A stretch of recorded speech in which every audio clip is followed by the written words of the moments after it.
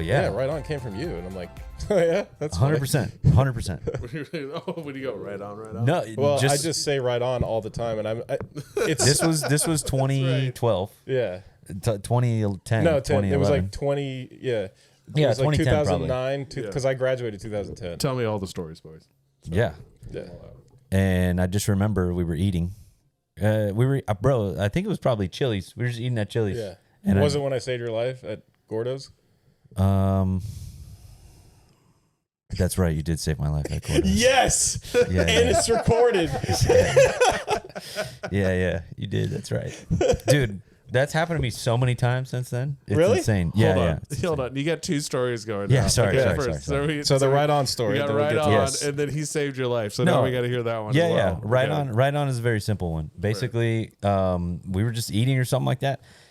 I've heard the phrase "right on." I'm sure, like growing up, you know. Was it like I didn't coin it. right? I wasn't like, what do those two words mean back to back? Like, what is the meaning of this? No, it wasn't like that. Explain to me. But I just remember him saying it, and I was like, "Oh, you said right on." I'm like, "That sounds cool," and I'm like, "All right, you could say that right on. That sounds pretty cool, dude." So yeah, I just told you that whenever we were hanging out last time. I was like, you're the one that brought that on. I'm sure I've said it thousands of times now. It's a great thing to have in the toolbox. You know what I mean? When you don't know what else to say, you're like, right on. Right on. There you go, right on. You know? I love how we're changing lives with this podcast. We're like, we are changing people's outlook. There you go. Their perspective on Their life. vernacular. Their vernacular. Yeah. I love how I hope that we're giving this as a gift back to the people, back to the listeners. And since we told them that we would tell them, we were eating at a place called Gordo's in Tallahassee. We went to college together. The slogan is "Put a Cuban in your mouth." Let me throw that in there. That's right. Put a Cuban in your mouth. One of the greatest slogans ever for to live by. for a dining establishment. Can't leave that out. And Tony was just eating like normal, and all of a sudden I look over and he's like kind of acting a little funny, and then he takes a drink of water and like kind of dribbles the water out of his mouth, and I'm like, "You all right? You okay?" And then he kind of like points to his throat a little bit, and you can tell like he doesn't have panic in his eyes, but he's on his way to panic. Yeah, he's concerned. I'm not born. I was never born with fear. I don't have fear. You don't have that. It was just like it was like I'm not at the level of like, oh shit, something's really going down here. Yeah. But it was like problem. This is not normal. Yeah, and he just had like some food caught in his throat, and I just reared back and slapped him on the back, and he got rid of that food, and I'm like, "You all right?" He's like, "All good." We just went back to eating. Whenever someone says reared back, I always for some reason imagine like a donkey position, and then like leg up, and then I live my life reared back then, just in donkey position. I don't do yoga, but I do donkey position. Y'all gotta stay limber. you gotta just keep going. Well, welcome back to another episode of Nostalgia Land. We got a new dude in the hot seat. In case you didn't know, Trey's changed a lot over the past week. That plastic surgery, man. Yeah, it is me. I was in Walmart, and some random guy came and like hit me in the throat. So like that changed my voice. I don't know what, you know. He decided to exercise. Yeah, just for a little bit. A little bit, like 3 days. Yeah. 3 days of hard running. That'll do it. And that's also how he hurt his arm. Yeah. That's why. Well, you karate chopped the guy back, is what I'm saying. Right. In the melee. In the melee. There's more to the story, but in reference to evidence in covering up what happened to him, I can't really talk. You plead the fifth. I can't. Correct. I plead the fifth. Plead the fifth. So 1, 2, 3, 4, fifth. Everybody, this is Tony. He's been a friend of ours since childhood. Tony Mahomes. Trey had a medical family emergency that is a positive. It's a good thing. So he is not here with us tonight. Hopefully he'll be back for next week, but it may be a couple of weeks until we see him again. But we wish him the best, him and his immediate family. All those people over there. And all of us, because, I'm his brother. So, hey. Yeah. It's very exciting. We're very happy for them. Yeah. We hope he's well. We miss Trey. Yep. I miss you, boy. I miss you, boy. It's recorded. Right it's on. It's on evidence. Right on. Right on. And we miss you. This is So Tony, thank you, man, for jumping in. I'm so glad you were just walking by the house tonight, and we could just be like, hey, bud, you want to come in and just record an episode of this? Listen, I heard it, and I'm here. So you want to talk about Goldeneye? You want to talk about Goldeneye? You talking about 007 now? Oh no! You talking about 007? Did you just mess up the cameras? I just messed up the cameras again. My light's blue, his light's green. Hold on. Ooh, that means I'm Qui-Gon Jinn. You're Obi-Wan Kenobi. What kind of light you got man. over there? If yours is There it goes. now, All all of ours right. are red. shit. And we are Oh, timbers of the shit. steel. Oh, snapples. I'm Dooku. I call Dooku. Did you guys see the amazing video of Ewan McGregor, and he's walking into some event, and there's a guy yelling like, Ewan, can I get an autograph? Can I get an autograph? And he's like, what? And can I get an autograph? I got Hayden Christensen's yesterday, and he's okay, and he's pretty far away, but somebody takes the hat to him, and he's just like, where can I just sign anywhere? And he's like, use the gold pen. Use the gold. And he's okay. He gets a gold pen, and he's like, where did Hayden sign? And he's like, right on the bill. And he's like, okay, so can I sign it like up here? And he's like, yeah, you can sign it wherever you want. It's cool. And he goes, okay, I want to get the high ground. And he signs up top, and I was like, "Oh, that's good. That's good." What a baller! Yeah, I wasn't even thinking about it. I was like, "Oh, that's very good. I like it a lot." Ewan McGregor stories. There's a number of them actually where he's like he was at a red light. He was taking his kids to school. He's at a red light. This guy was like, apparently he just wasn't going quick enough, and so this guy comes out from behind him, and he's out in L.A. So it sounds like Miami traffic, but it's in L.A. Yeah. So the guy, he's not going fast enough. The guy pulls around him, like nearly clips him. He's got his kid in the car, so he chases him down and like pulls right up next to him at the intersection, rolls down the window and starts cursing the guy out. And the guy like rolled down his window too and just kind of looks over and gives him like this dead stare of like, that's fucking Obi-Wan Kenobi. I just got cussed out by Obi-Wan. Are you serious? That changes everything. Yeah. and he's like, I think it's hard like sometimes when like you have that much notoriety about like who you look like, and like that's Ewan McGregor. Yeah. To be like, people don't take you even seriously. They don't even like take like when Tobey Maguire after Spider-Man was yelling at all those people like get out of his way. It's that famous photo where he's like, I can't see. like I can't see. He's doing his whole thing. It's like, oh, Toby, That's like, like you're fine. It's got to be the worst part of fame is the paparazzi and just people hounding you. And I saw the article about Daniel Radcliffe, and his trick was he would wear the same clothes every day. Oh yeah, so, for like months. So that his pictures were useless to him. And he's just like, It's genius. gotcha. That's brilliant. I think the grass is always greener, dude. You know what I mean? Like the celebrities want to be like, I'm sure. Well, I'm not sure, but I would assume. Be sure. Well, you're pretty sure. You know what? I am 100% You be 100% on that. that they just want to be a normal person. They want to go places and not be recognized and just live their life, and you know, it is what it is. And then normal people are also like, man, I really wonder what that's like to be, you know, seen everywhere and get, you know, signatures and get all the benefits that come with it. Yeah. I can already predict right now this episode is going to be one of our best to listen to because, my God, the sultry sound of this man's voice. It's so velvety. Coming out of that. The 105. 94.9 Zeta. 94.9 Zeta. Brought to you by Pork Grinds. Are those Can we have a pork rinds different- of Bob Dawson? Bob Dawson's pork rinds. God, I love having baby. conversations Can we with you change people. Can we change our sponsor? Does it have to be pork rinds? Oh, I loved having conversations with you people because that's exactly who I was thinking of. Good old And I Talladega love- Nights, baby. It was Pork Rinds, and you were like, "Yep, Pork Are Rinds." those pork rinds of Bob Dawson? Bob That's a shout out to Trey because he would love that. he kills the pork rinds of Bob Dawson. He loves like that, and he knows all the like packs of stray dogs. About infesting her. Applebee's. Oh, this ain't no fucking Should Applebee's. I explain that story? Go ahead. That's Dude, an all right, awesome all right. story. Another All right. story Here's here another on story. their All right. Friday mornings. All right, so this is something that has definitely life changing, and I hope this spreads like I wildfire. just told this story yesterday. Really? Yes. Dude, I hope this spreads like wildfire. Actually, this afternoon. It's already started to spread. Honestly, I got guys from work saying it sure you already, like for years. It's a for years. fantastic story. Yeah. All right. So I'm working at a place called Jim and Milt's Barbecue, which rest in peace. It just closed down like a year ago. It was like a Tallahassee staple. Tallahassee. Okay. This was like $2.50 breakfast on the weekends. Like everybody, if you were going to a game on Saturday, like everybody would go there. Like it was the place. So I was a dishwasher there for 2 years. So you talk about like thousands of plates of like eggs and stuff. It was a tough job, but it was awesome. I loved it. Yeah. Anyway, needless to say, at a busy restaurant like that in Tallahassee, things could get stressful. You get a bunch of people coming in. You get a lot of business you got to deal with. No big deal for me. I was a dishwasher and a cook. Like I'm just like doing my thing. Yeah. But for the managers, they got some pressure at keep going. I forgot we had side quest music. Keep going. All right. Oh, beautiful.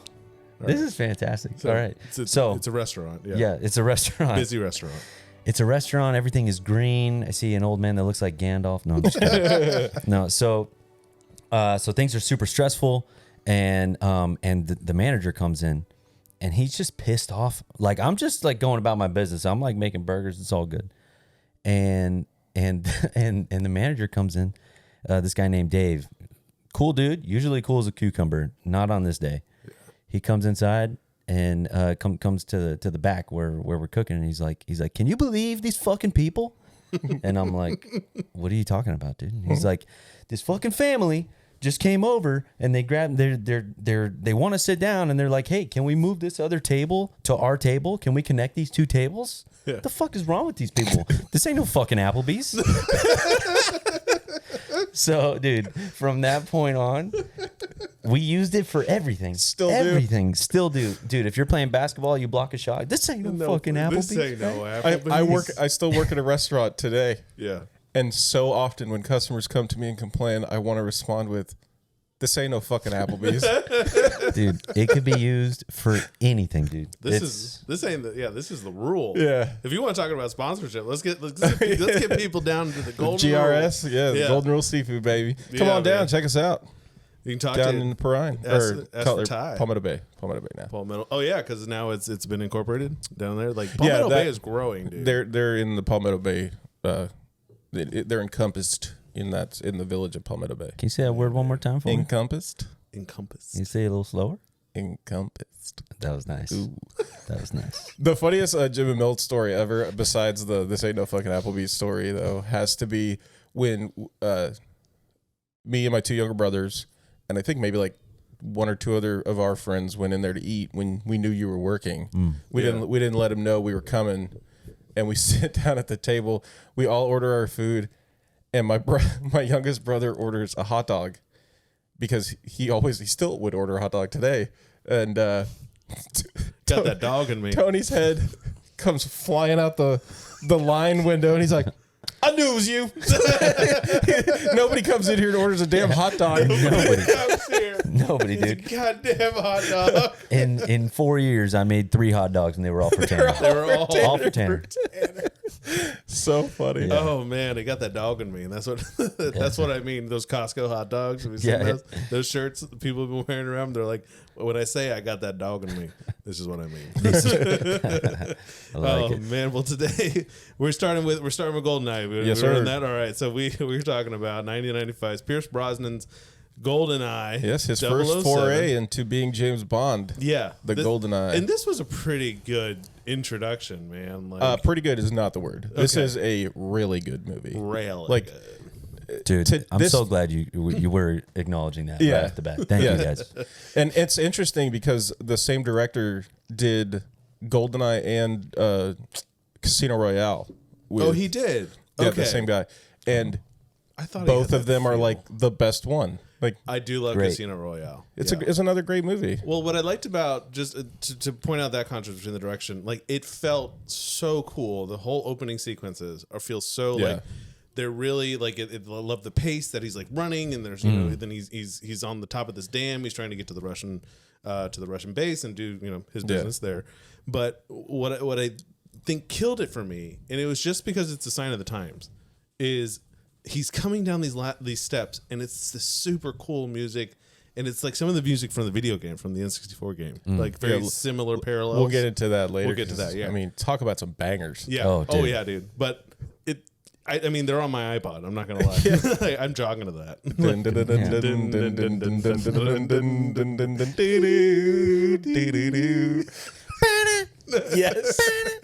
Yes. No, but what kills me is he comes down, and then there's just this weird change in the music, And it's like obviously like 1990s synth drum pads, and it was just like everything was awesome until this one. It's the first 9 minutes of the movie too, and then there's just this weird little and it's this awkward drum beat and piano synth keyboards. And it's just like, no, this was so it was early 90s. Yeah, those are the things, the costs, the price you pay. Yeah. When you use music that's cool at the time. Yeah, that's cool for the time. I mean, I think we all remember.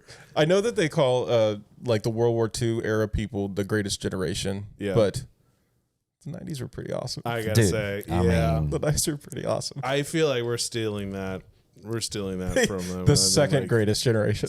Or first greatest prerequisite to that greatest. Yeah, I feel like first greatest once removed. I mean, think about what we've been through. Think about what we've seen in just our lifetimes, from the 80s to the early aughts. That like we went from having 8-bit flat graphic video games to now, fucking you put on goggles and you can leave a phone call on a wall. Like this from the new Apple Vision. Have you seen those? You can leave your phone call on the wall and go watch a movie and like have it enormous in your bathroom and just like, oh, that's my movie bathroom. It's so crazy. Yeah. And you see the changes like from having none of that really around. Yeah. You know what I mean? Dude, I was just talking about this yesterday. Obviously, we got a nice last bit. We're probably the greatest time just for freaking Blockbuster, dude. Yeah. Dude, Blockbuster. Like, well, look at what Best Buy's doing. All their physical medium is gone from their stores. You can't go in and buy DVDs. You can't go in and buy CDs. It's all gone. But you can buy a scooter. You can get your scooter at a Best Buy. A scooter? Yeah, you can get an electric scooter at Best Buy, dude. It's so crazy to think. Like, the $5 DVD bin? Oh, you know how many amazing movies that I got out of the $5 DVD bin? Yes. Every time we'd go in there, I'd be like, well, I got to go look through this for an hour and a half. Find the good ones. Dig to the bottom. And it's like, well, this movie was crap, but it's $5. I was one of the people who, like, as I'm searching through and start organizing them, I'd be like, oh, that's a thriller that goes over in that corner. You're like, oh, here's 12 copies of Cars. It's like Kung Fu. They all need to go together. I got 6 copies of Kung Fu Panda 2.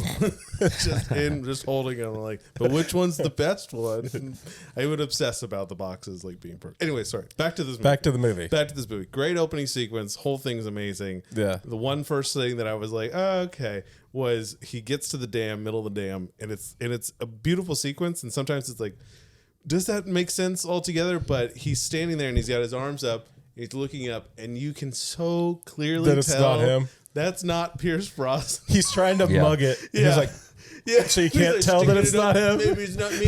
It's not Pierce. No.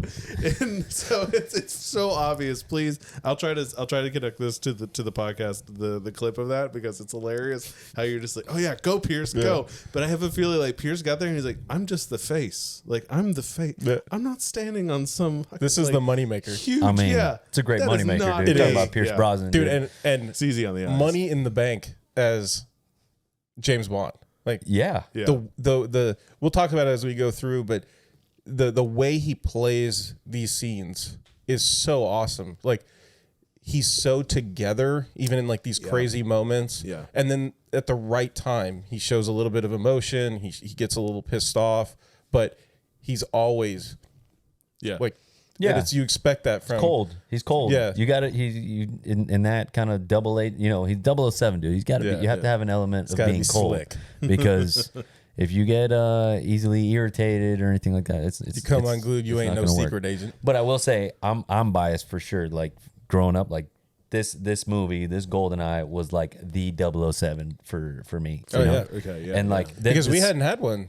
Right. That was the first one in years. Exactly. That was gonna be my next question. How many years was it between? Because there was like the ones in the 70s, wasn't it? Yeah, wasn't and then there was ones in the 80s too, I believe. I think Roger Moore. Or was first one was Sean Connery, of course.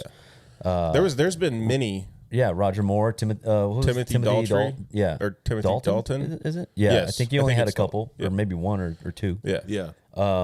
So obviously there are a bunch of different ones, but for me it was like Pierce Brosnan, and it's kind of like it is definitely a generational thing. The movies that you'll see, whether they make remakes of it, it's like no, this is the one. Now I will say the Daniel Craig, I love them. I love those too. But yeah, the way that he represented James Bond, Pierce Brosnan, I was like, all right, is the mold. Like Yeah. that's the one. It really did set the tone, I think, for the whole franchise, like as a rebirth of James Bond, because I do think like he's so cool, so calculated, and then you put him in different situations, and you're like, okay, like how would, if this was like a buddy cop movie, like someone would be like screaming and like trying to crack a joke and being Chris Tucker essentially, as next to Jackie Chan, and then you just get Pierce in there, and like you said, like he's just like robot, like and from like I know you know, like you've fired weapons and fired guns and stuff like that, and you have a pretty good knowledge of that stuff.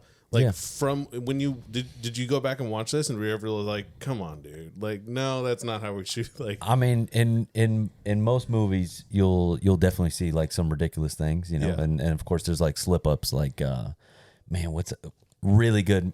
I love the Sicario movies. Like the Sicario movies are sick. Like they're awesome. Which ones are those? Sicario. Sicario. That's with Benicio del Toro. Oh, okay. Yes, and Josh Brolin. Yeah, where it's about the cartels and stuff. There's like one scene where they're in a traffic jam and like a shootout's about to happen. Like the guy doesn't even have his mag well is empty. Like he has no magazine in his rifle. And he's like, excuse me. Yeah, whatever. Those slip ups are gonna happen. I'm not knocking it. Love Sicario, but those kind of things happen. This, you do kind of keep your eye open to certain things, like how are they holding the gun? How are they maneuvering with it? It seemed like, I'll say this, I'll say this. I don't know what the round count is for Pierce Brosnan in this movie. Okay, I would say he probably fired at least 3,000 rounds, maybe, with a rifle. And I want to say all of them are just hip fire. Like hip fire to AK-47 rounds, dude. Like, and the craziest you thing, better have the greatest instincts in the world and the greatest like the force, whatever, dude. Like in order to be able to. And now, I mean, he's tapped into the universe. That's what he's sensing everything, man. Yeah. Now I can't knock it because it was effective. Dude never misses a shot. You know what I mean? It was effective. Never misses a shot. Hip fired AK-47, you know, and then. For half the scenes, he's got his Walter PP7, I believe. Yeah. Which little side note, I was 007, probably around this time for Halloween. Around I think I was like 7 or 8 years old. Had a little suit, had a little bow tie. Nice. Somebody in my family gave me a real gun. No. Yeah, dude. Oh my god. Empty. It was empty. Okay, but sure. Dude, but now I feel like maybe it was a different time. It was more acceptable. I think going door to door. I think what it was is a bad idea, dude. Yeah. Man, whatever. It was greatest Halloween of my life. Yeah, I'm sure it was. No. We're gonna go. I'm not knocking it. Yeah, if we're gonna do this stupid 007 costume, we're going all out. Yeah. Here, give the 8-year-old the gun. You're gonna do it, right? So go big or go home. Go big or go home. Right. So anyway, as much love and as near and dear as I hold that to my heart, the PP7, because of that Halloween experience. I do have to. I don't want to say criticize, but it's just something to acknowledge. Feel free to criticize what we're here just for. Something to acknowledge. 100%. Dude, he did some. He fought so many Russian dudes just with that gun, like, and that gun alone. Like, I don't know how many mags or how many rounds he had, but like, it was insane. Like, if you're gonna carry like 10 mags of PP7, like, why don't you just carry something else? You know what I mean? But he was just surgical with it, so he was like, "Hey, this is." I'm like, dude, he does do a lot of his killing with that AK though. In every scene that he shoots, he shoots a lot with an AK instead of, because he constantly gets the PP7 taken from him. Yeah, it's true. It's just constantly out of his hands. Going back to the very beginning, that there's issues that I have questions about. Of course, looking at the movie with a critical eye to come here and do this, please. Where the movie opens with him running out onto the dam, but there's a gate that just opens. It's like, what he open it and then gotta get there. But that's the real issue there. But that stunt is amazing, where that dude dives off that dam and then had to pull the grappling gun out and shoot it down. He did all that. No, this is the Swiss Army gun. Yes. Of sidearms. But that was just for grappling. If you go back and you look, it's just a grappling gun that he pulls out of his jacket. And it has a freaking laser on it that can cut through like 2-inch steel. Everybody needs lasers. Yeah, everyone needs the lasers. They're useful. Yeah. So that scene where he jumps off, right? He jumps off, right? I do like the little flashy move he does with his arms. He does like a little mini circle and then he jumps. And then when he goes all the way down, right, it's basically a bungee jump, pretty much. Yeah. He doesn't get whiplash. Like, it's not regular. Well, cord. no, he bungees down, and before the cord is done extending, he hits the shot, and that stops the cord and pulls him down. 100%. Yeah. Only thing I want to know is where's the tension go? How do you release yourself from that position? You got to cut it. How? Your hands are occupied by this gun. Well, by the time you get to the bottom, you only got one hand on the gun. Now you can pull the other arm up and cut Speaking it. from experience. I do this often. No, I get you. On the weekends.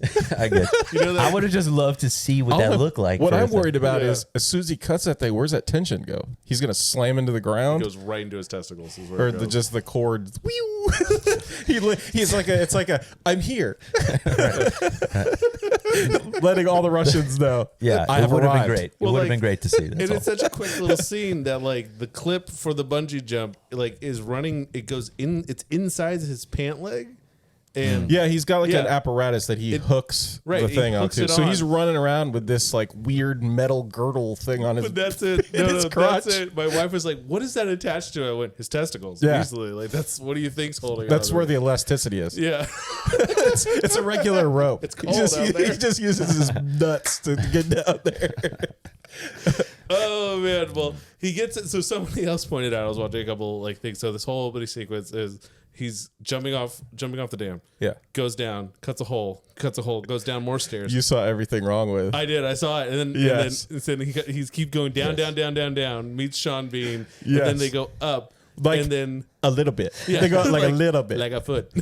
And then the end sequence is him running out and it's on top of a mountain. And he goes down further outside like the chute. Right, and now it's like we're at the top. Yeah. Wait, you went all down. Like, there's no mountain. Like, you just be like, buddy, you could have just stayed on the dam, I think. Like, just maybe just got to the other side. It's like, it's right there. Like, that's how Sean Bean got there first. He didn't jump and do all this other shit. He was waiting for him the whole time. Like, I bet that idiot went down again. He did. He really likes bungee jumping. Every I know time. it. I know it. Every time. He's got to use his nuts. It's not even for the mission. It's really just for his own pleasure. That's it. He's such a sadist kind of person. I just need it. I need the pain. Feel something. Absolutely. He's totally into it. So the whole premise of the movie is, and I had a hard time following it, is the Goldeneye is a location software? Is that what it like? That no, the Goldeneye is the satellite. Okay, the Goldeneye is the satellite. It's the weapon. Okay, and it's the weapon. All right, because I was rewatching it, but I had kids running around me. Yeah. And the first time I rewatched this, I mean, this has probably been 20 years since I've seen this movie. And the only thing I can remember about this movie was how I hated Boris, I am invincible, that whole thing. Yes. Not because of his character, not because of what he says, played by Alan Cumming, but because it is a pet peeve of mine when people who wear glasses, and I wear glasses, I got contacts in right now, but when they leave them at the very bottom of their nose and they constantly have to look up to look through them, drives me insane. Well, you know what that was? Well, let's talk about how. So aside from making you feel insane, what? Explain that further, Matt. Let's get this off your chest. It feels so uncomfortable to watch them struggle with what they're looking at because it's on the end of their nose and they won't just push that shit I hate to up. like be the devil's advocate, but you know why they do that? Why? Because they're reading glasses. So they're talking to you, looking at you. Yeah. When he goes to read the screen, he tilts his head back and looks through the glasses. At the screen. I'll give that. I'll maybe that actually helps me to watch this movie again. See, there you go. Okay, Thank you. We got to the bottom of that. Thank Okay, great job. But It's I like will bifocals. say, I understand both sides here. Well, you look like an idiot walking around with your glasses on like that. But you know how many like teenager kids I see like on the streets these days, and they all like none of them like they're not reading glasses for these children. Oh no, They're but fashion choices down here. I can't. I'm an old man. Yeah. I'm an old man. I don't understand it. I'm with you, dude. I'm 40. Oh, God. Dude, happy birthday to Bowser here, by the way. That's right. Happy Bowser. birthday. Happy birthday. Yeah, your name's not Tyler. It's Bowser. For I don't know what you've told these people. Hold on. but So we're starting. All right. Or what Right is on. it? Right on. Right on. Right on. If you go back and you listen, I say it. It's something I do. Say It's just right part on. of my normal This ain't everyday. This ain't no fucking Applebee's. This ain't no fucking Applebee's. And Everybody should use that. Bowser is coming on board. Oh Love it, yeah, man. yeah, Love that's it. So it's so funny how we had all those nicknames back in the day, and Bowser's the one that really stuck. Yeah, I really. Because I've introduced you to people as Bowser. Like, I'll be like, hey, this is my friend Bowser. Like, yeah. At your wedding. Yeah, you were like, hey, this is Bowser. Hey, I'm Tyler. Nice to meet you. Tyler. Just so you know. I'll never say Tyler. I'll never say Tyler. You shouldn't. It's awesome. Hey, I'm Tyler, actual person. Meeting, like introducing me to hot chicks. This is Bowser. Hey, I'm Tyler. Nice to meet you. Nice to meet you. He's a fire-breathing turtle. That's right. And so you know that now. If he actually tells you his real name, you're a hot chick. But if he doesn't, no, I always follow Tony around saying my real name so everybody knows, because it's hard to have a conversation when only one person's calling you Bowser and the rest of the people are calling you Tyler. People are going, "Who's Tyler? Who's Tyler? What's going on?" But anyway, happy birthday to Thank you very Bowser. much. Very much. Anyway, we got to celebrate that. Anyway. Back to the movie. All right.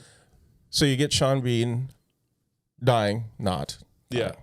Spoiler alert. Well, before that, can we talk about this runway scene, dude? Well, that's not yet. Yeah. No, we're still inside the Russian. We're still inside the Russian facility. All right, okay. Yeah. Oh, I thought you were okay. Not sorry. yet. We haven't gone there yet. Gotcha. They meet up to. I'm so excited to stop this, because it's a chemical weapons facility that they're attacking, and they meet up to stop it. Which, in any of the James Bond movies that I've ever seen, there's never been two 00 agents together. Yeah. They just needed, and he got in there all by himself. What did they need two of them for? But they needed Sean Bean to be there so that he could die, not die. Yeah. But if you've ever seen those compilations of Sean Bean dying in movies, so many movies, everything he's in, everything. I think the movies that don't do well are when he actually stays alive. Yeah, the whole movie. I feel for him. I should have known in Game of Thrones, man. Like, dude. I shouldn't have been surprised at the end of the first season. Yeah. Like, Sean Bean's in this. Spoiler alert again on that one. Yeah, if you haven't seen it, watch the first 7 seasons and then just stop. just don't watch the last one. You don't need the rest one. Yeah, the last one's no bueno. So Sean Bean's in there. He's kicked his own ass and walked around. Well, it's funny because the guy, like in Everything Wrong With, he points out that the Russian general who's holding him at gunpoint on his knees gives Bond 10 seconds to come out and then proceeds to give him like 17 seconds to come walking out. And then once Bond walks out with no gun, he's at like 6 or 7 in the countdown. And then he's like, 5, 4, 3, 2, 1. Shoots him in the head. You're like, what was that? Why? So Russian of you. But it wasn't even like the comedy of that whole scene. I think it's great. Is that they're all shooting at each other, and there's these giant gas tanks around. And suddenly, like after they had been firing a good amount of times, the general goes, "Hey, stop firing." Yeah. You're gonna hit the gas tanks, right? And then like one guy gets like itchy trigger finger, and like kind of takes a shot at Pierce Brosnan as he's slowly like with the push cart of gasoline tanks, and like instead of being like, "Hey, don't stop," he just instantly turns around and shoots that guy. Just shoots that soldier. Love it. Can't That's have that. General Armoff, dude. He's ruthless. He's ruthless. He is. He's got to set the tone to the rest of the guys. Especially that he's giving all this direction in English. Like maybe always everything is in English to like all the Russian soldiers. He's like, "Hurry, we gotta go." Even when they go to the computers and he's got to read his name out, he's like, "General blah blah Armoff." Head of Space Division. Like, why are you speaking English, dude? I will say I am thankful for that because it's a little less reading for I us. don't have to read. No more reading. Especially when it came out. Reading, but I'm all for reading. But when I was 7 or 8, I would have been screwed. I would have been like, "What's going on?" You know what I mean? Want this. Yeah. Now a Quentin Tarantino movie like Inglourious Basterds, I'll read all day. And you do read a couple books by the end of that movie, pretty much. Yeah. And it's worth it. You know, every second of it. Definitely worth that effort. But what's the other point? What's the other like? Well, I love when how James just knows that this massive wall of gas containers can be let loose by shooting one bolt. Dude, I'll tell you what that is. Attention to detail, dude. It is. Attention to detail. He's moving with the cart. He's moving with the cart. I love how it's a squeaky wheel, too. I love it. And he's like, "Hey, I'm protected. They're not going to shoot. Let me look at my surroundings." He finds that. I mean, it's ridiculous, but it's also impressive. If you know the rest of the movie, Sean Bean has been not shot. Or whatever they do there doesn't even explain. I guess he's in on it from before that point. Like he's setting up 007. But when he shoots that bolt and all those heavy tanks of gas come, He's laying on the ground there. Yeah, you see his and body. he doesn't even flinch Yeah. as thousands of gas canisters come falling down on him. I did not notice that until that everything wrong with video that we've mentioned a few times. I was like, man, he doesn't even move. I'm like, oh my God, he doesn't move. Yeah. I gotta link that to it. I gotta link that to this You video. do that because he needs his credit. And That if guy you've never needs seen that YouTube page, those are funny videos just to Everything watch wrong about with. any movie that you really like. I think it's the same tactic that they used in Step Brothers, man. That Will Ferrell uses, where he uses ninja focus to slow his heart rate down. Bring it down. That's what it is. Bring it He uses straight down. ninja focus to Well, slow I it mean, down. that's probably special call him ops, Nighthawk. though, right? Like to be so aware of your surroundings and looking around that it's that bulb, that one's the low that bearing. one. And Yeah. at the same time, I know if I scoot on over to this little conveyor belt and hit that button, I'm out of here. I'm I out. know where that's going. Yeah. Ain't Yeah. nobody holding me back. Love it. So then, he uses the cart to get to the conveyor belt. He slides down the thing for his last time going down, and now he's on top of the mountain, as we discussed. And this is your runway scene that you were mentioning. Please tell one us. of the greatest scenes in movie history. There's been plenty of times that I'll have people over or something, and we'll be like, "Hey, do you want to see one of the most ridiculous scenes ever?" Can I do ridiculous? That's awesome. Can we play that out? Can we Sure, play that yeah, out a second? absolutely. We're like, hey Tony, man, I just need to talk to you for a second. What's on your mind, Matt? Talk to me. I got a real drug problem, and I just I think my wife's gonna leave me and stuff. Right on. Again? why are you seriously going through this again? I know, and I just don't know when or how I'm gonna make this month's rent payment and stuff. Why are you turning on the TV? Okay, look. No matter, I had somebody show this to me when I was a young boy, and from the second that I saw this, it changed my life. I was going through a dark path. There were tree houses that I wasn't allowed into, and I was very worried. And I was like, "Where's my life going? I'm not allowed into tree houses. I can't see PG-13 movies." But this person allowed me to see this PG-13 movie, and it was called 007 Goldeneye. I'm going to show you a quick little scene from it. I don't know how this is relative to my problems. I can't have rent money. When you see the challenges that this man is faced with and what he is able to overcome and the fearlessness and the courage that he has, you'll have no choice but to be inspired from this. You know what? You convinced me. Okay, take a seat real quick. Sit right there. I'm going to get you a blanket, a Diet Dr. Pepper. Diet Dr. Some pork Shout out rinds. to Diet Dr. Pepper. And Boom. and some pork It's some rinds. pork rinds. A Bob Dawson. Bob Dawson. And let me know when you're ready. Boom. Life change. Thank you. Life change. Man. You're welcome. Yeah. Brilliant. Absolutely. Yeah. Brilliant. So- okay. This So, scene. A yeah. whole lot happens in 3 minutes, too. Yeah. It does. Let me know if I miss anything here. Yeah. But he knows that he gets out. Now he's to the exterior of this complex, right? He gets on the conveyor belt. He like slides down, rolls out. Immediately he's faced with like gunfire, right? Mm-hmm. He's shooting, he's moving, he's shooting, he's moving. He ends up very conveniently, there's a pilot that's already like taken off down the runway. Right. And he's on the runway running. Yeah, and he's on, and he's just full Forrest Gump, like booking it. Forrest Gump And booking it. he's able to catch up to this plane, right? Yeah. Well, yes. First, Yes. first Yes. he catches up to this plane, right? Goes in through the side door, starts getting in a tussle, starts getting in a fight with the pilot. Yeah, correct. right. So he's getting in a tussle, and then at one point, I think a guy on a motorcycle, right, Russian dude on a motorcycle. He's trying to get in the mix and help out his fellow soldier, His comrade, and if you will. while struggling with the pilot, 007 is able to shoot that guy That's right. with the pilot's gun. Yeah. Right.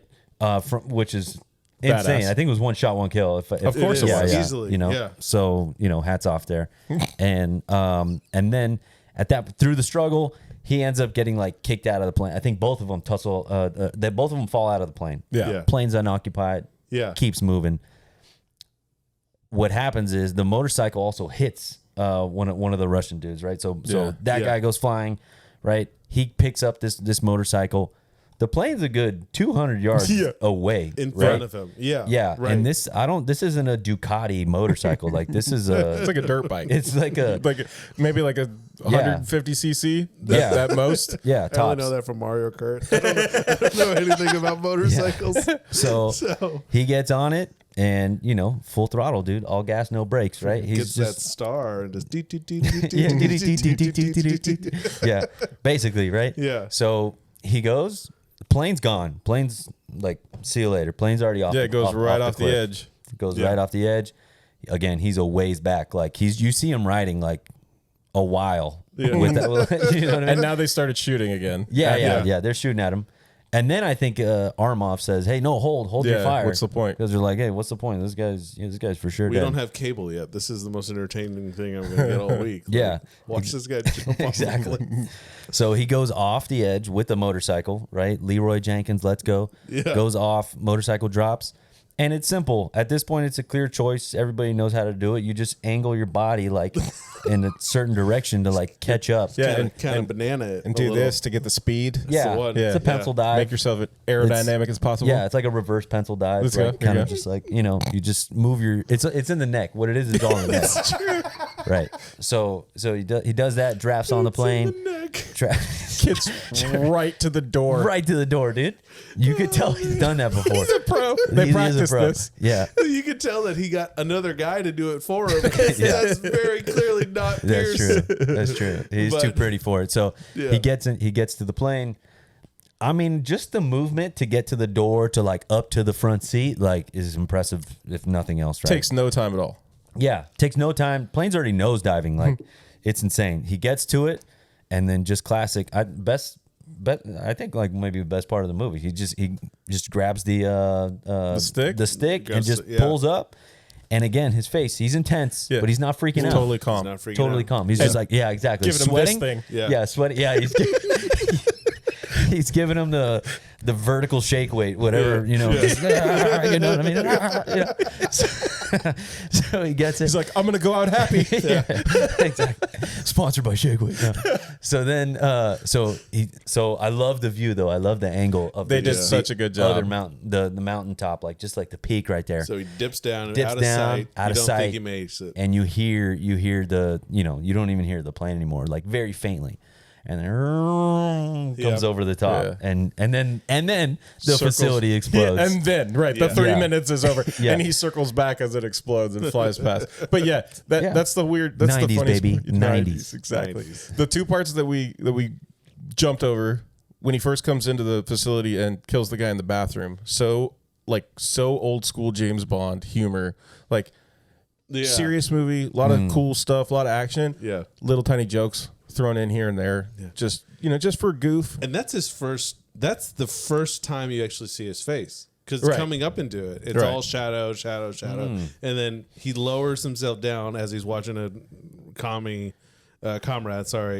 comrade, taking a shit, like and tucking in too, dude. Like that guy was planning to be there for a while, and he lowers himself.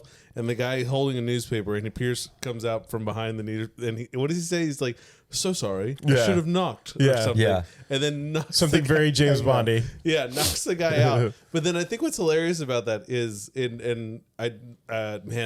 this guy was like great about it, because I thought it was weird too. But then he pointed it out on Everything Wrong. Was he then just drops? Yeah, like head first onto the floor of a toilet of a bathroom. Yeah. I just want a real, and I think that's why I like Casino Royale so much, was there was a couple of moments where you really saw the human body struggle to do something extraordinary. Yeah. And that's with Craig. Daniel Craig. Thank you. And in this one, I think it just would have been hilarious if that gate didn't open, and then we got to watch a 40-something-year-old dude plow into a gate. full tilt. full tilt, and then shoulder. That's an Austin Roll Powers the credits. Yeah. Roll the credits. That's an Austin Powers joke for sure. Oh, he's done. Roll credits. He's done. He just lost. And then I would Movie's love over. to see that guy just Pierce as without any stunt, extra work, wires or anything, trying to come out of that vent. It would be very funny to do that, because I don't know if you guys ever saw the second Harold and Kumar movie, Harold and Kumar Escape from Guantanamo Bay. If you bought the DVD, there's a special edition DVD where you can control the movie, and as the movie's playing, it comes up with two options, and you can choose one or the other, and it changes. They shot all this extra stuff. Nice. Wow. And so in that movie, they get on the plane in the beginning, they smoke weed on the plane, and that's how they end up in Guantanamo Bay and in prison, and that's where the movie goes. Well, they're on their way to meet their girlfriends in Amsterdam, and they get sidetracked. Well, it gives you the option right there. Yeah. Do they smoke? Do they not?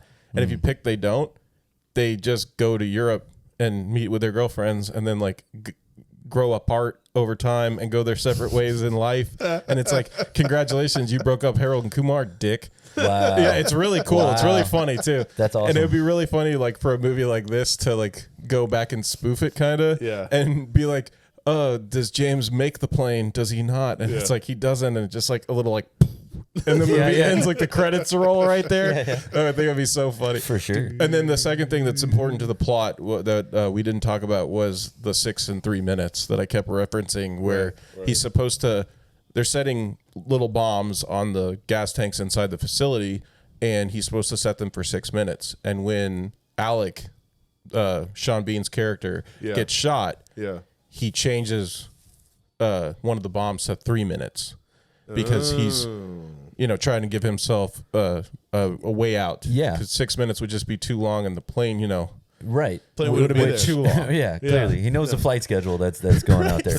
Right? He checked the website, the FAA. I don't doubt it was that, on the though, paper that the guy. Like, I mean, it's on the paper that the Russian was reading in the crapper. That's the one. Flight times. Flight times next to movie times. Go by this time. God, if you want to talk about something, remember like looking in the newspaper for movie times on a Saturday. Yeah.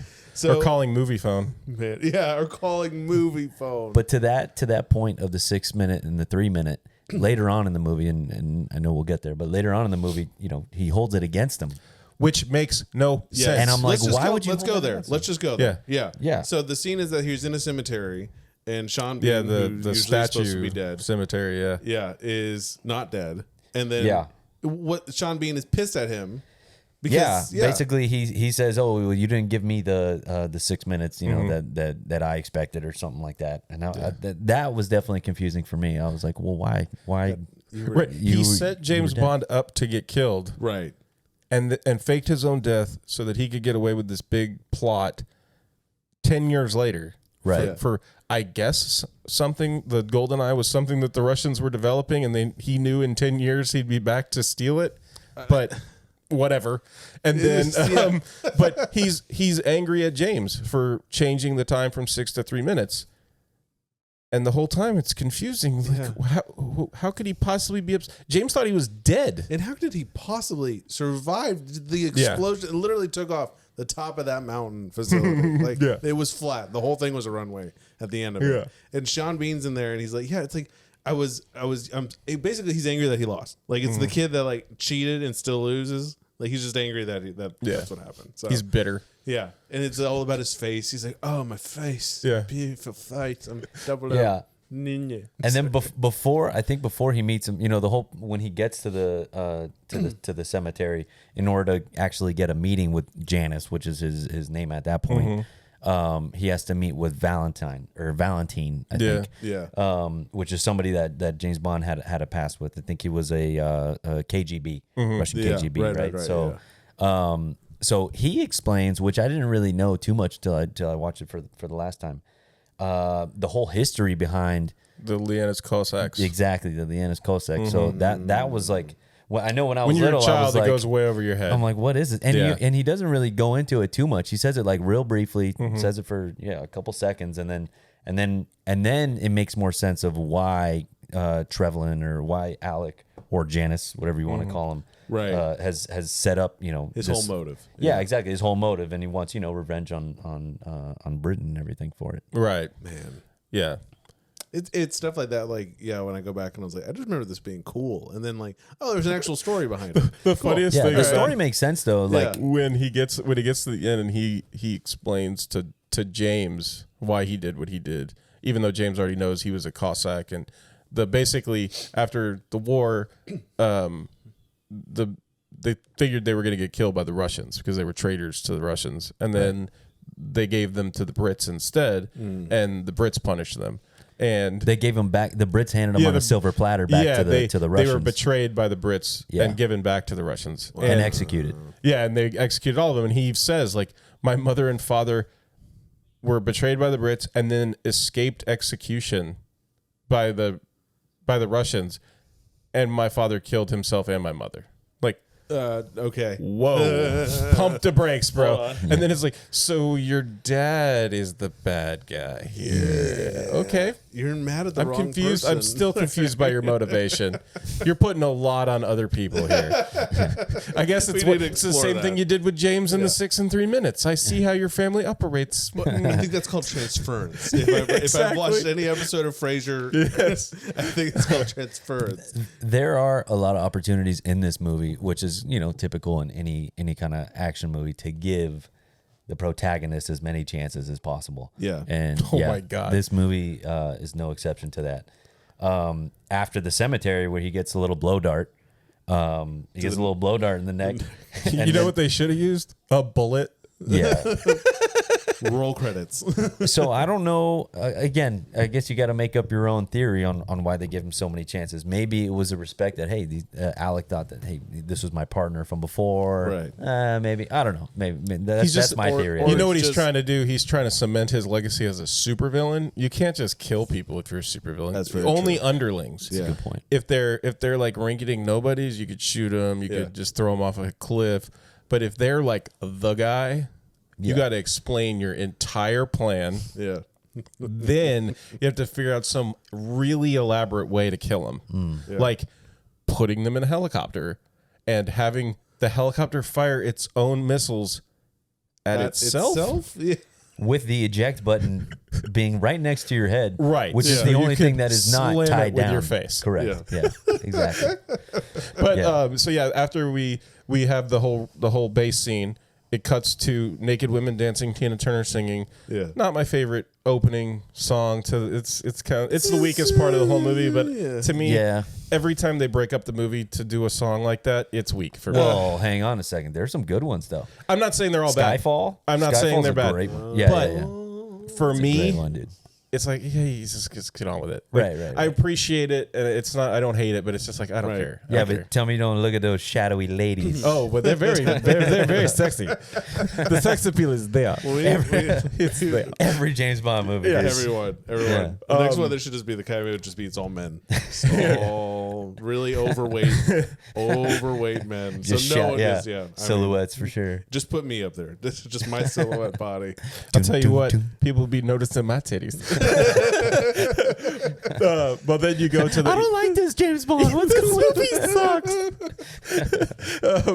But then you got the whole cool scene with the cars, and he's in the sweet old school Aston Martin, and Onatopp shows up in the Xenia on a top. Onatopp. Love it. Shows up in the Ferrari. They have like the cool race down the thing, which has some of the funniest cutscenes if you pause it. Because I was watching this whole behind the scenes thing where it was, I think it was the director, maybe. Yeah. It was somebody involved in the movie. Maybe it was the stunt coordinator or somebody. And he knew, it must have been the stunt guy because he knows every stuntman's name. He explains the stunts and everything. It's a really cool behind the scenes thing that I was able to find on YouTube. Nice. And You talking about the clear man's face driving dude, her car? Like a 40-year-old dude might as well have a mustache. And it's supposed to be hot ass Onatopp. Bro, it looks like Sting from wrestling. The dude's jawline, like it's clear, like white makeup, like the whitest makeup ever, dude. I got a Sting impression from it for It's sure. so funny. Yeah, like it's really really quick that it shows up. But if you pause that movie and like you can go these days, you can go frame by frame through things, so you can really catch it. And it's just like. And that's not your mother. It's a man, baby. No, that is a gift to humanity to be able to keep going by frame by frame. For sure. But like that sequence you're talking about, I think it was when Natalia gets kidnapped and he gets the tank. Oh, that's later on. Later on. Sorry, sorry. I was thinking about two different things, but that whole. This is when they're coming down the mountain road. Yes, I'm sorry. This is the first time you see Xenia, and he's in the car with the girl who's evaluating him. Hit the bikes. Dude, that is ridiculous. And where they come down, and there's the huge pack of bicycles, and it shows, and like they're right over there. Yeah. Yeah. And then they race down the road at like 90 miles an hour for like another full minute. Yeah. Yeah. And then they switch seats. And I thought it was really funny how they did the domino joke where they go past them and they're gone. And then the one guy's like, huh? And they all like fall over because Screw those. Dude, those dudes. I was hoping that they would hit him, honestly. Just take them out. I was like, I know I've seen this movie before. I know it doesn't happen, but I'm kind of hoping it does happen. Where's the tank? We when don't you need it. You're not cool. We don't appreciate you slowing down old Cutler every Saturday and Friday afternoon and Sunday morning. The worst is like the one old dude out there, like, oh gosh, dude. Come on, man. Just ride There's plenty of back roads. There's other places you can ride. Plenty not of the back roads. Main. Okay, I'm sorry. 8% of those dudes are cool. Just throwing that out there. 8%. Yes, Only there are 8%. some cool guys who are like, Shout out to the 8% Yeah, of cyclists that are cool. Shout out to the 8%. 8%. You're the 1%. We appreciate you. Yeah. So, And then it goes. He has sex, of course, with the lady who's there to evaluate him. Because why would you send an attractive woman to evaluate James Bond when you know that he is a womanizer and can basically bed anybody except Moneypenny? He's. I guess he's sent there to. They don't really explain it. He's just kind of there. But where he goes to the casino, you're saying? Yeah, I guess he's there to see, because they know Onatop is part of Giannis's group. I think so. They don't really explain it very much. But he does. He seems to be looking for her. Yeah. And then you get the whole scene where she takes the admiral onto the yacht and kills him with her strong leg moves, her crab-like leg maneuver. That guy, though. Which, let me just say, there are many ways to go in this life. All right. And most of them are worse than that. Yes, that's all I'm saying. I'm not saying I want that. I'm not saying I want that. But the only thing I'll say about her, because she's super hot. She's also the Phoenix too.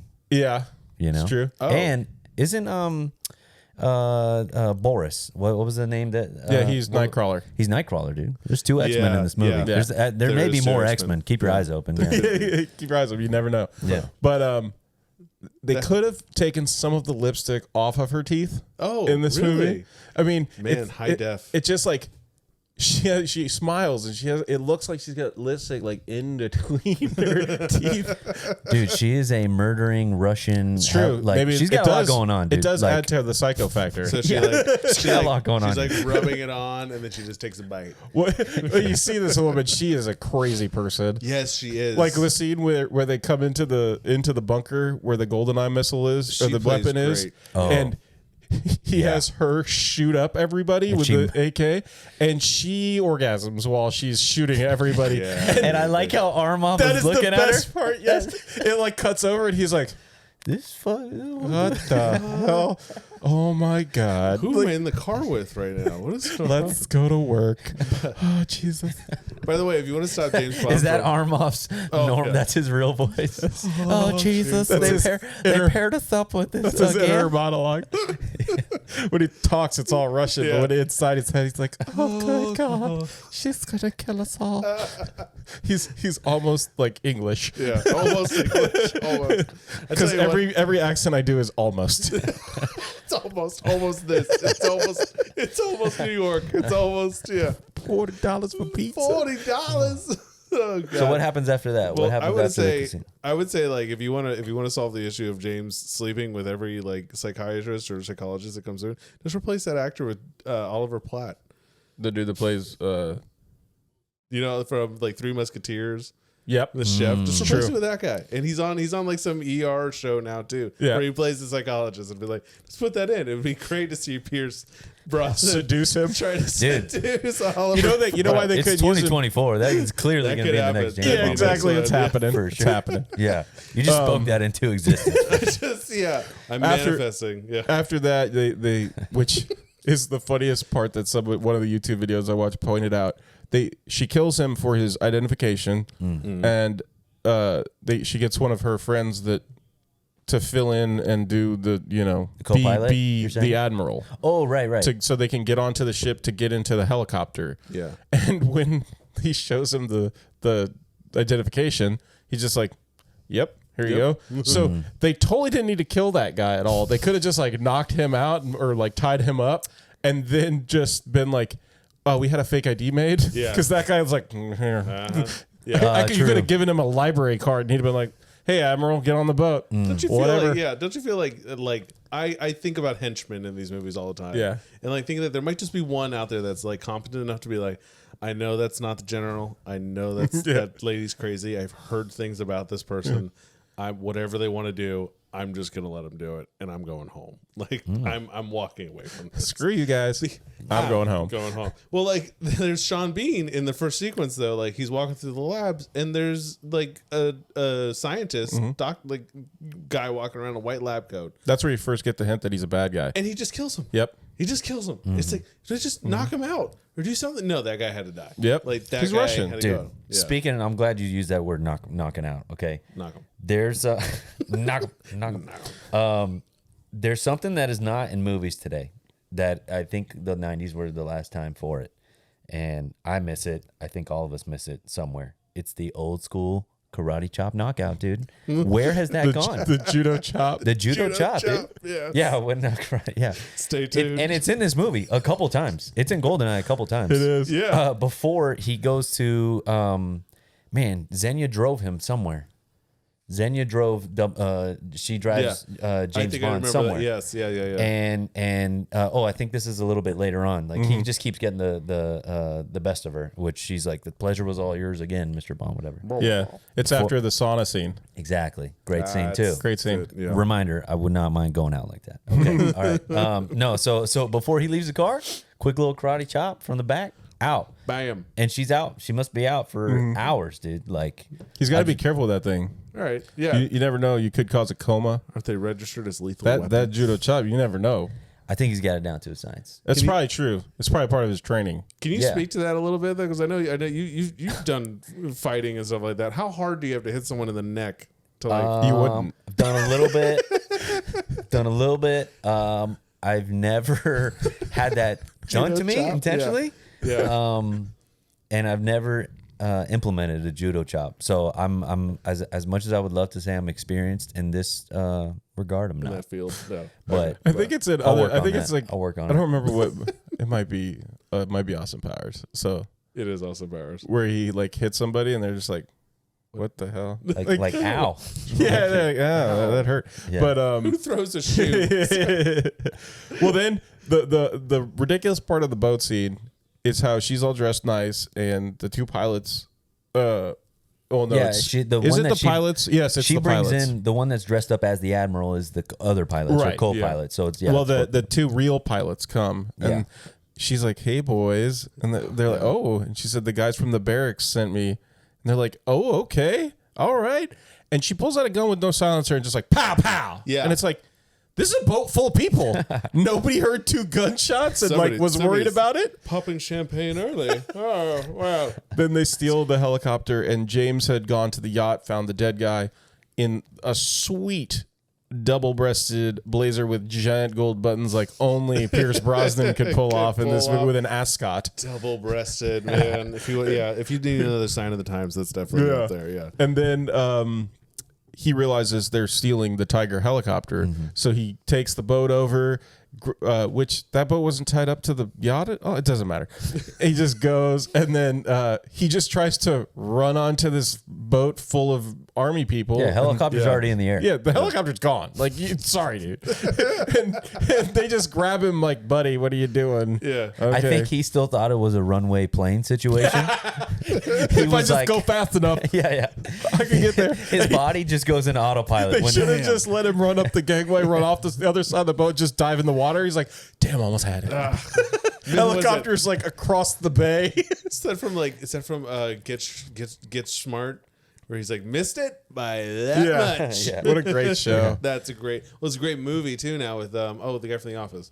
Oh, help me. Steve Carell? Yeah, Steve Steve Carell. Carell. Yeah, Yeah, it's yeah, with Steve yeah. Carell. So funny, dude. I didn't realize how funny the movie was going to be. So we're at the hour mark, and I don't want to cut it short. Man.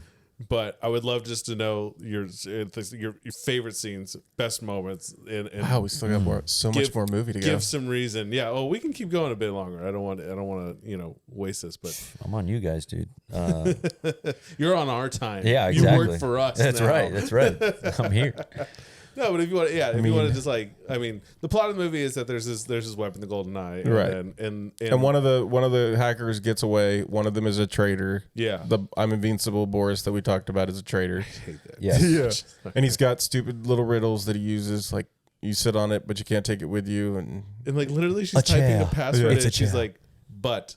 Arse. Like, yeah. You don't take your butt, arse, or fanny with you when you leave. You leave it there. What the hell? But it's in the. I guess if you had to say, like, I don't want to say the middle. It's everything has a purpose in the movie, you know. But there's really, I think the strong parts of the movie are the beginning and the end. You know, and again, I think the biggest thing here, at least for me, was because of the video game. I want to say I played the video game before watching the movie. Yeah, I did too. You know, so it was cool because it was the first time in my life that I saw a movie that I'm like, oh, I've been here before. Like, I remember the facility. Yeah, I remember the runway. I remember the cradle, the archives, right? The archives, right? And then so you remember all that stuff, and so that was definitely the coolest part. The tank scene was definitely super cool. Where you know, where he's in the magic tank. The magical tank. Yeah, it's super magical. We can expand on that. Yeah, like the other people are in a car. Cars are way faster than tanks. Like tanks don't go that fast. Like if a car got up to 60, you're not catching that car. Yeah, it wasn't. But then like he stops the tank at one part, and like the cars crash into him, and the other car continues driving. Well, so now he's lost that car. Yeah. How does you just? And then they go to the train. Because they're leaving on like the discount bullet train. I call it the grumpy train. Yeah, it looks like Snowpiercer. Well, just because you lose a car doesn't mean you really lose a car. How so?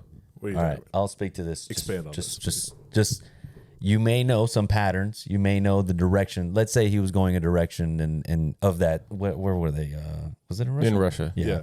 So if he's going that direction, let's say he's going north, for example, and he's going north for majority of the time, maybe he goes east, maybe he goes west for a little bit, but you could see he's trying to go north. Right. Then maybe that could, even though I lose here, I'm going to start to kind of head that way. Fair, but I can keep going with this theory. Go on. So then he pulls up on a bridge in the tank. With the train? Yeah. And nobody notices him. Yeah, that's true. Yeah. Right in on the top's line of sight. That's true. He sneaks up on them in a tank. Okay, sneaky tank. Maybe they just don't care that he's there. Yeah. Sneaky little tank. Sneaky little tank. So they get in the train and they take off. Yeah. And then like way down the track, he shows up in the tunnel in his magic sneaky tank. How did the tank get ahead of the train? I'll explain.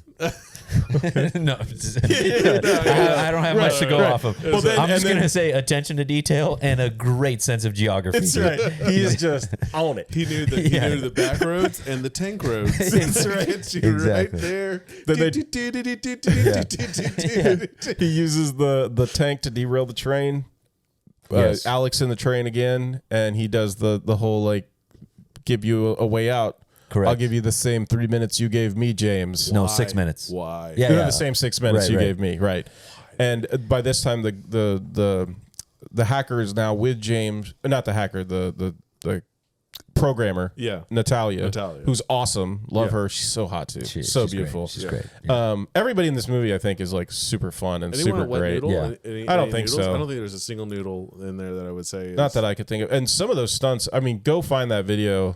If you want, like, if you're interested in that, like, it's really cool, the stuff that he talks about, especially like when they're doing the tank scene and the guys drive the Jeep off the bridge, like into the water. Wow. The guys time they just jump out of the car. Oh, really? And they time that jump so perfectly to like be clear of the car when it lands in the, it's really cool. Like the stuff that he explains, it was very interesting to learn about.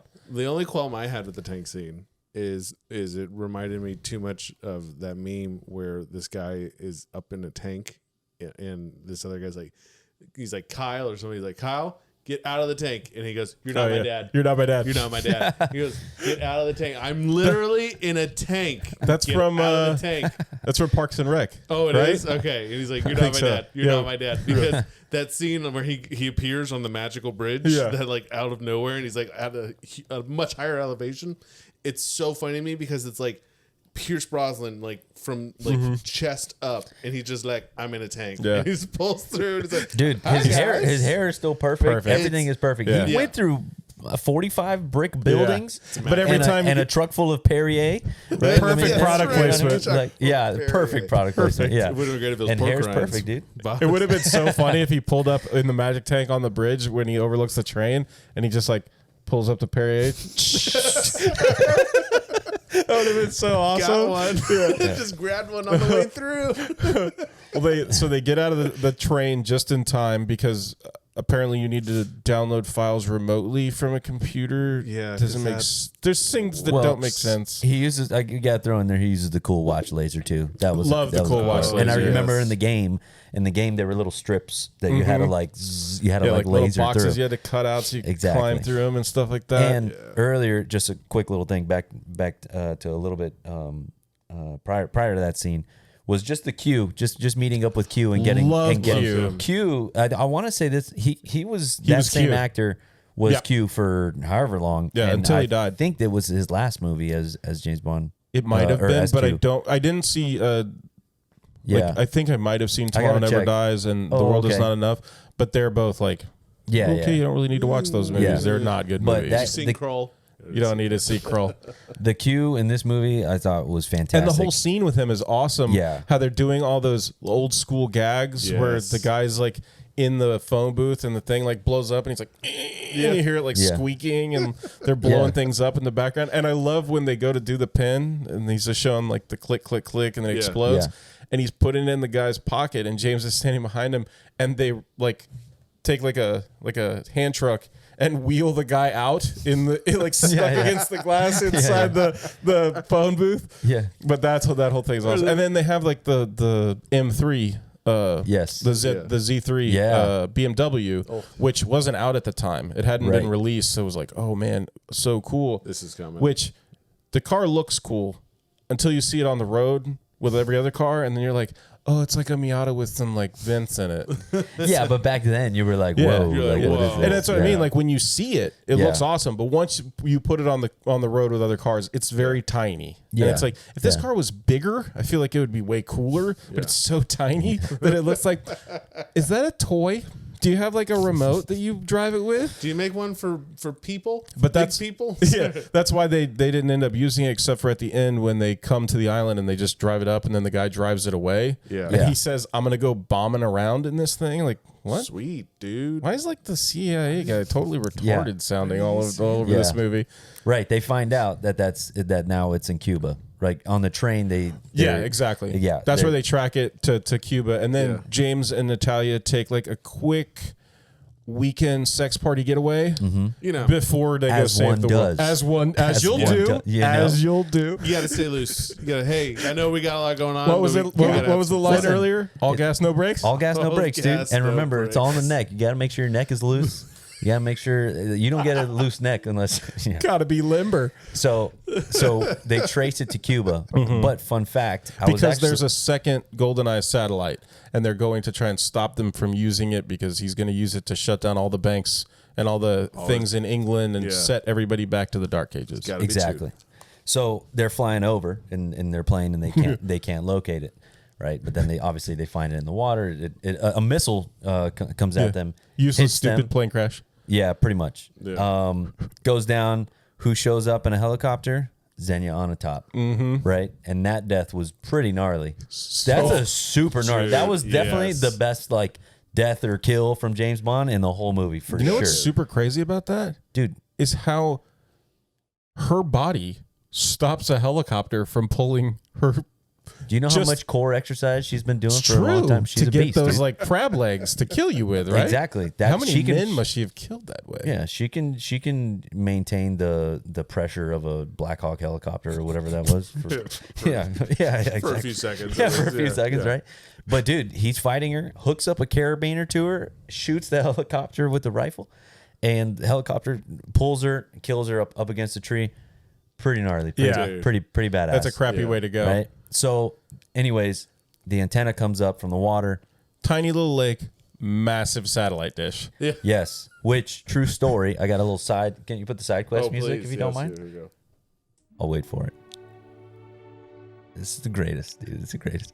All right. So, I was there last year at the Cradle. No way, at the satellite At the dish? satellite? At the satellite, Oh, the exact man. satellite. But there's a little catch to it. The cradle isn't in Cuba. That was actually filmed in Puerto Rico. I was at Puerto Rico with a couple friends. We went on a hike. We signed up for this like hike, zip line, tubing, kind of adventure hike. Right? You went to destroy the One Ring, is what I'm hearing. Yeah, sign it up was for a the journey. hike. Yeah. It was a journey, and we went through some shit. And I'm gonna tell you that right now. And that is a pun intended. Okay, so I'm like, we're walking on this hike, and I don't speak much Spanish at all. The guides don't speak much English at all. So, but we're making it work. So we're going along. And I see like a big open area, and I'm like, man, this kind of like looks familiar, but it has like debris. The satellite has been down for a couple of years. Yeah, no one's keeping it. Right? Yeah, nobody's keeping. But it looked really familiar, and I heard him say something. Oh, so James Bond, and I was like, What? is that the cradle over there, dude? It looks a lot like cradle. I'm like James Bond, like Goldeneye.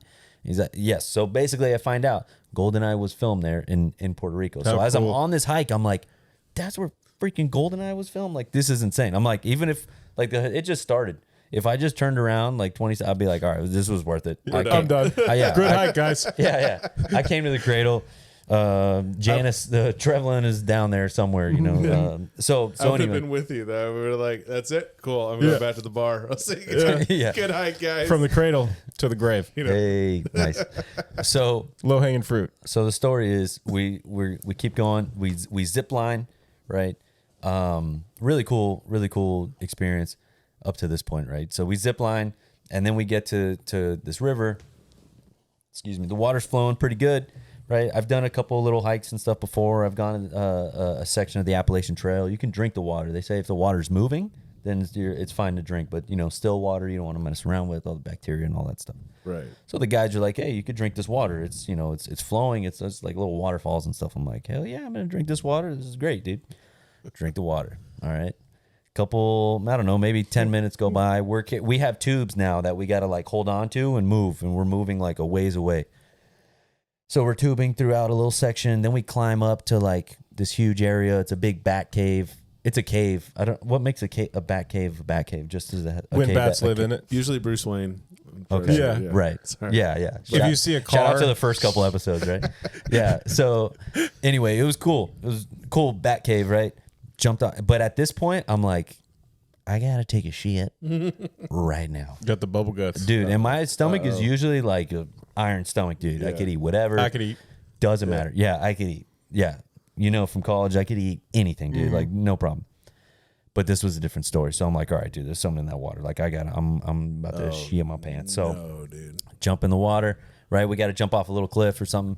So now I'm with a group, and I'm like, I got to get somewhere that I can do this. But we're floating down tubes like in a river, and you can't really get like you're kind of surrounded. Like you can't just like pull off to the side and go find a spot. Like you're surrounded by almost like these little cliffs. Yeah. So I'm like, all right, so I just got to wait till this thing's over, like till we go downstream.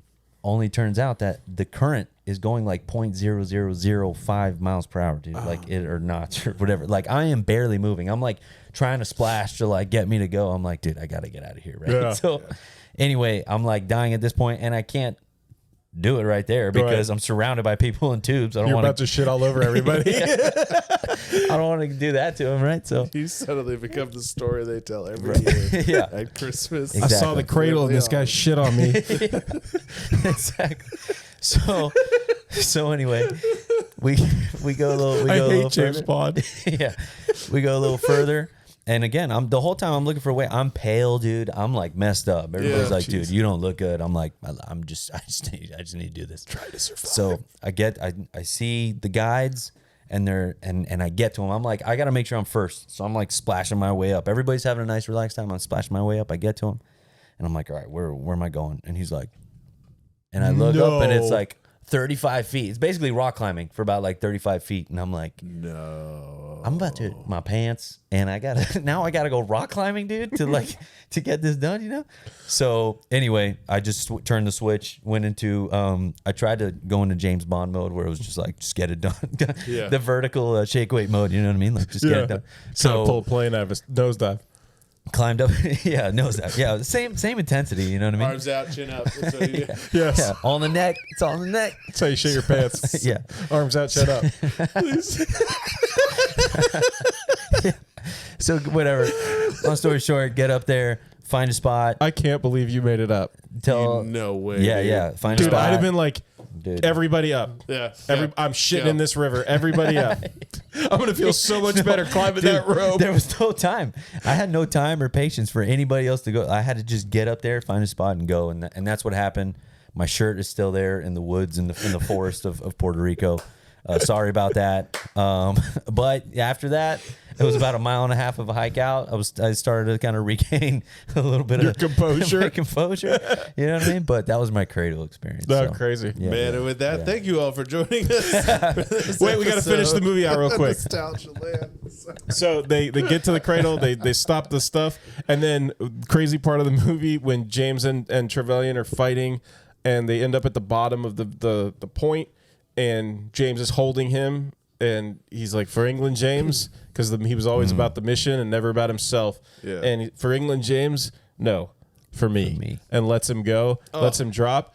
And that scene where he hits the bottom of that thing is so brutal. The guy talked about it in the video online where that dude's leg breaks in like 12 places. It's all bent the wrong way and stuff. Oh. Yeah. And he lives He's still alive from falling like it's got to be like 150 to 300 feet somewhere in there. Yeah. And he's bleeding out of his ears. He's bleeding out of his nose and his eyes. And I'm like, well, they did a good job at that.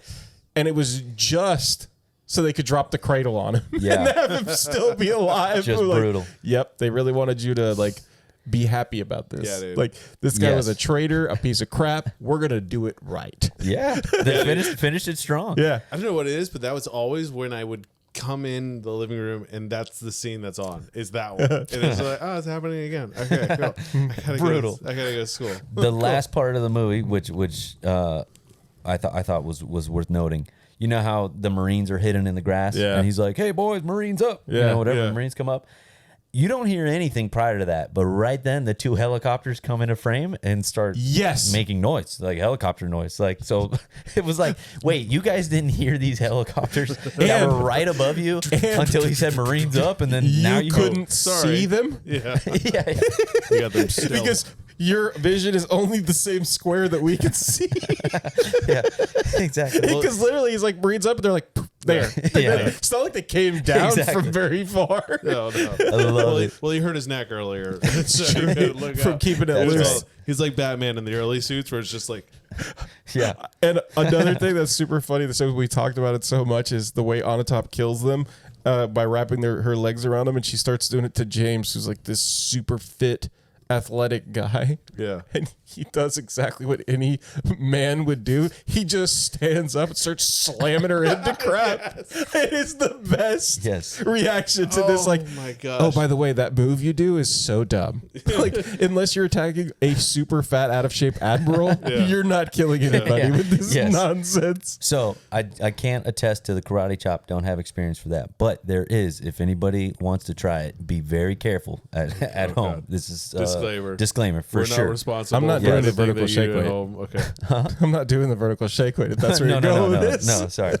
No, that's for your intro with the shadows at another. You can do it there. Ding, ding, ding, ding. Good. I don't know what it's called. I call it the Xenia move, but it is a legitimate jujitsu move, right? If you have for the requirement, you have to be able to get your legs around somebody from the bottom, right?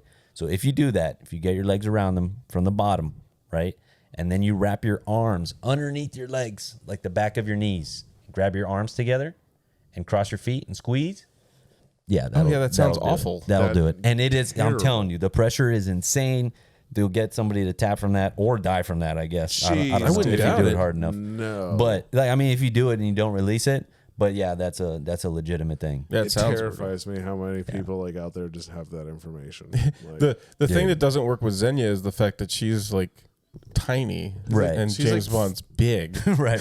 She's like 40 pounds, dude. Like, the way he throws her around that room. I'm telling you, if like if like, you know, a guy half my size wraps his arms and legs around me, Yeah. it's going to take a while for me to get, you know, messed up. I'm going to stand up. I'm going to do what Matt Hughes did to that guy, where it's like, you may knock me out, but I'm going to slam you to the ground first. Like, you're going to have to live through this.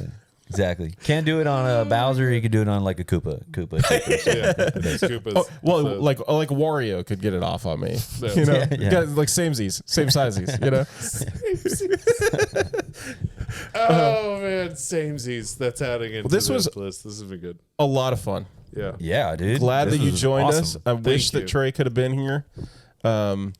Matt, you wanna close us out? Yeah, thank you again for joining us and being a part of it, man. I do appreciate you were walking by and just willing to come inside and host a podcast episode with us. This was a really good time, man. Love it. Love being here. Love you guys also. And love the intro music, dude. Oh, thanks. I'll just appreciate listen. I'll just put the little rewind it by a couple seconds, just 6 times to listen to the intro music. Nice. Yeah, love it. Love it. Oh, little side note. Yeah, please. Check out the 007 pause music from the video game. Oh, so good. Yeah. It's fantastic. Yeah. It's fantastic. I'll try to add that to the video on YouTube. So get a link in there. So But man, again, thank you all for joining. Thank you for listening. Again, you can find us on Instagram, all our social Instagram, TikTok, Facebook, and we do have our Etsy shop as well as our nostalgialand.com shop.